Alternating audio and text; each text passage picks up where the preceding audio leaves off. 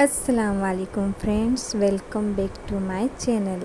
आज मैं आप लोगों के लिए लेकर आई हूँ महाराष्ट्र की एक बहुत ही फेमस रेसिपी, रस्सी पाटोड़ी की रेसिपी।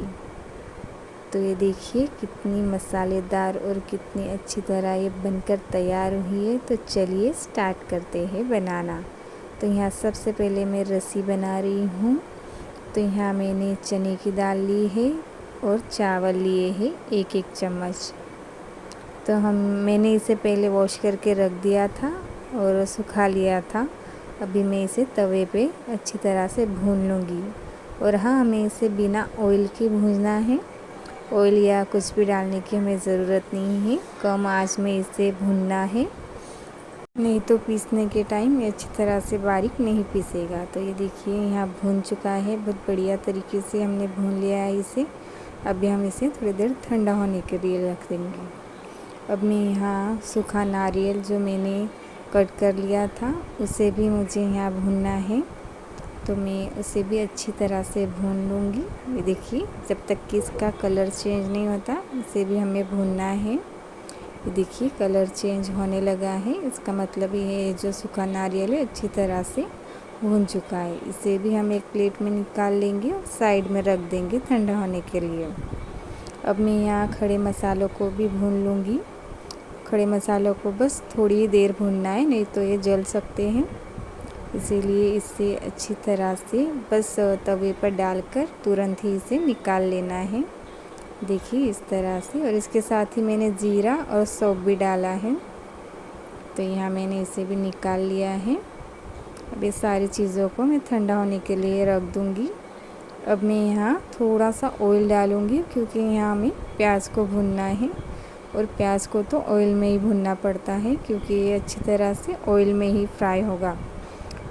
तो ये देखिए प्याज को इस तरह से लच्छा करके डालना है। तो ये प्याज को भी मैं डाल दे रही हूँ और मैंने ये अदरक लहसुन भी डाला है। आप चाहे तो पेस्ट भी डाल सकते हैं, लेकिन मुझे ये भुना हुआ अदरक लहसुन प्याज के साथ में बहुत बढ़िया लगता है। तो इसे हम ये सारी चीज़ों को हम अच्छी तरह से भून लेंगे जब तक कि इसका कलर ब्राउन ना हो जाए। प्याज को हमें अच्छी तरह से भूनना है ब्राउन होने तक। तो ये देखिए इसका कलर अब चेंज होने लगा है, फिर भी हम इसे थोड़ी देर भूनेंगे। तो ये देखिए कितनी अच्छी तरह से ये भुनकर तैयार है। अब हम इसे भी निकाल लेंगे। अब मैं यहाँ जो मैंने दाल चावल को भून के रखा था सबसे पहले मैं उसे बारीक पीस लूँगी। इसे बहुत ज़्यादा बारीक पीसना है हमें। तो ये देखिए बारीक पीस चुका है। इसे मैं एक प्लेट में निकाल लूँगी। इसके बाद हमें जो सूखा नारियल हमने भुना था वो भी हमें पीसना है, उसे भी हमें बारीक ही पीसना है। एक एक करके हमें सारे मसालों को इस तरह से पीस लेना है। और जो मैंने मसाला भी अलग से भुना था वो भी ये नारियल के साथ में ही पीस लूँगी। इसे सूखा ही पीसना है पहले। तो ये देखिए मैं इसे भी बारीक पीस ली हूँ।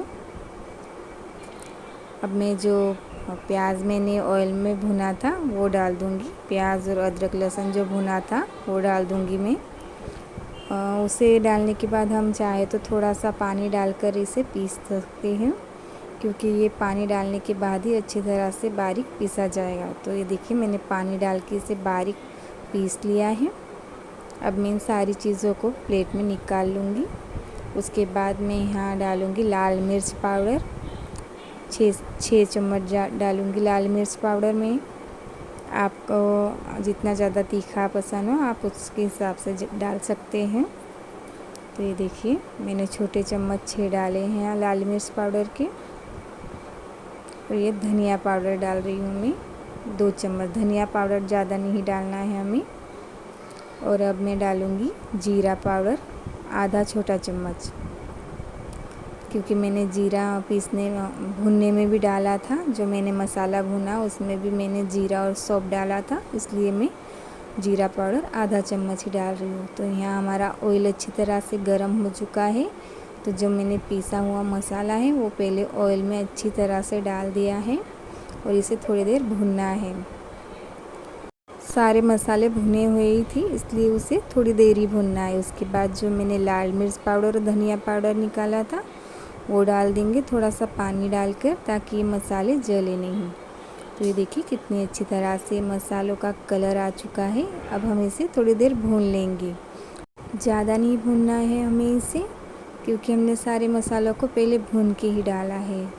और ये लाल मिर्च पाउडर और धनिया पाउडर का कच्चापन जाता है तब तक ही हमें इसे थोड़ी देर पकाना है। इसके बाद जो हमने दाल चावल को पीस रखा है वो डाल देंगे। ये देखिए दाल चावल डालने के बाद ये ज़्यादा थिक हो जाती है, तो अब थोड़ा सा पानी डाल के इसे थोड़ी देर पका सकते हैं। इसी तरह से जो दाल चावल का कच्चापन है वो चला जाएगा। वैसे तो ये हमने भून के डाला है, लेकिन ऐसे भी थोड़ी देर हम इसे पका लेंगे।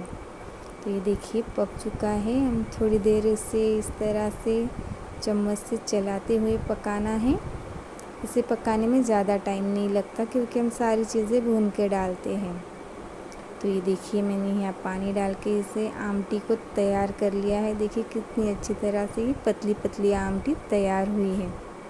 अब यहाँ उबाल आने के बाद हम इसमें धनिया पत्ती डाल देंगे। ये देखिए हो गई है तैयार। अब हम पाटोड़ी बनाने की तैयारी करते हैं। यहाँ सबसे पहले मैंने सौंफ ली है और जीरा लिया है और प्याज लिए हैं। इसे भी मैं अच्छी तरह से बारीक पीस लूँगी। इसके साथ ही मैं इसमें डालूँगी धनिया पत्ती और हरी मिर्च। इसे भी हमें साथ में पीसना है। इसे बारीक ही पीसना है हमें। ये देखिए ये पीस चुका है। अब हम यहाँ कढ़ाई में ऑयल डालेंगे। ऑयल डालने के बाद जो हमने मसाला पीस के रखा है वो डाल देंगे। उसे अच्छी तरह से हमें चम्मच से चलाते जाना है, जब तक कि ये मसाले का कच्चापन ना चला जाए। और हाँ, इसमें हमें अदरक लहसुन का पेस्ट भी डालना है। तो यहाँ मैं अदरक लहसुन का पेस्ट डालकर इसे फिर से चम्मच से चलाती जाऊँगी। तो ये देखिए मसाला बिल्कुल भूनकर हमारा तैयार हो चुका है। अब हम इसमें थोड़ा सा पानी डाल देंगे और पानी डालने के बाद इसे मिक्स कर लेंगे। फिर हम इसमें थोड़ी सी हल्दी पाउडर डालेंगे और नमक डालेंगे स्वाद अनुसार। और यहाँ मैं डाल रही हूँ कश्मीरी लाल मिर्च पाउडर, ये ऑप्शनल है। वैसे तो ग्रीन चिली हमने डाली है पीस कर, अगर आपको डालना है तो डाल सकते हैं, वरना स्किप भी कर सकती है। तो यहाँ मैं और थोड़ा सा पानी डाल लेती हूँ। पानी डालने के बाद इन सारी चीज़ों को अच्छी तरह से मिक्स कर लेना है। तो ये देखिए मसाला हमारा भूनकर बिल्कुल तैयार है। तो यहाँ हमें जितना पानी डालना है हम उतना पानी डाल देंगे। तो ये देखिए पानी में उबाल आ चुका है। तो हम यहाँ थोड़ा सा पानी साइड में निकाल कर रख देंगे। ये देखिए मैं इस तरह से इससे पानी को निकाल ले रही हूँ। यहाँ मैंने बेसन लिया है, जिसे मैंने छान के रख दिया था पहले ही। अब हम इसे थोड़े से जो पानी बचा हुआ था उसमें डालेंगे और इस तरह से इसे धीरे धीरे से हिलाते जाएंगे और थोड़ा थोड़ा पानी मिक्स करते जाएंगे। तो ये देखिए इस तरह से ये बहुत बढ़िया बनकर तैयार होता है। तो यहाँ मुझे पानी और कम लग रहा था, तो मैं पानी डाल रही थी थोड़ा थोड़ा और। तो ये देखिए हमने सारा पानी थोड़ा थोड़ा करके डाल दिया है और इस तरह से ये पानी को थोड़ा थोड़ा डालकर हमें इसे मिक्स करते रहना चाहिए, जब तक कि पानी पूरा इसमें मिक्स ना हो जाए। बिल्कुल थोड़ा थोड़ा पानी हमें इसमें डालना है और अच्छे से इसे इस तरह से इसे हिलाते जाना है। तो देखिए कितनी अच्छी तरह से ये बनकर तैयार है। अब हम इसे थोड़ी देर के लिए ढककर पकाएंगे। ऊपर से आपको अगर थोड़ा सा पानी डालना हो तो डाल सकते हैं। या मैंने थोड़ा सा पानी ऊपर से डाला था।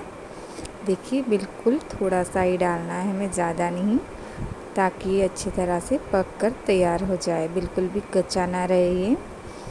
तो यहाँ मैं इसे थोड़ी देर ढक कर पका लूँगी। तो ये देखिए मैंने इसे ढक कर थोड़ी देर पका लिया है और अभी ये अच्छी तरह से तैयार है।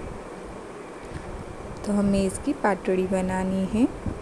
तो इसे बिल्कुल ठंडा ना होने दें, इसी तरह से गरम गरम में हमें बेलना है। तो ये देखिए मैंने यहाँ एक पेपर ले लिया है। आप चाहे तो बटर पेपर या प्लास्टिक कवर भी ले सकते हैं।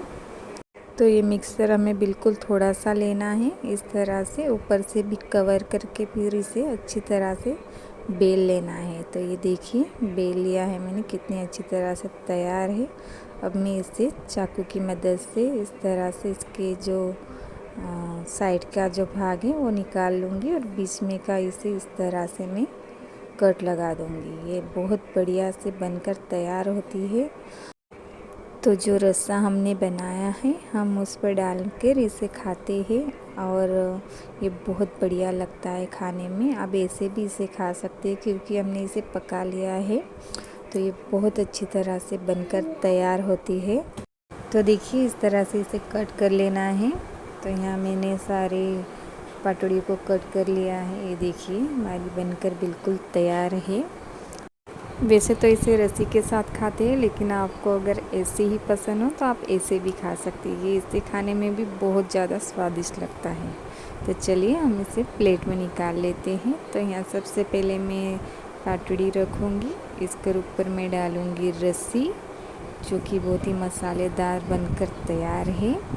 ये देखिए मैंने इसे थोड़ा ठीक ही रखा था। आपको अगर पतला चाहिए आप थोड़ा पतला भी बना सकते हैं। तो ये देखिए ये बनकर बिल्कुल तैयार है। आप लोगों को अगर ये रेसिपी अच्छी लगी हो तो वीडियो को लाइक, शेयर और अगर मेरे चैनल पर नए हैं तो चैनल को सब्सक्राइब करना मत भूलिएगा। तो चलिए मिलते हैं नेक्स्ट वीडियो में, तब तक के लिए अल्लाह हाफिज़।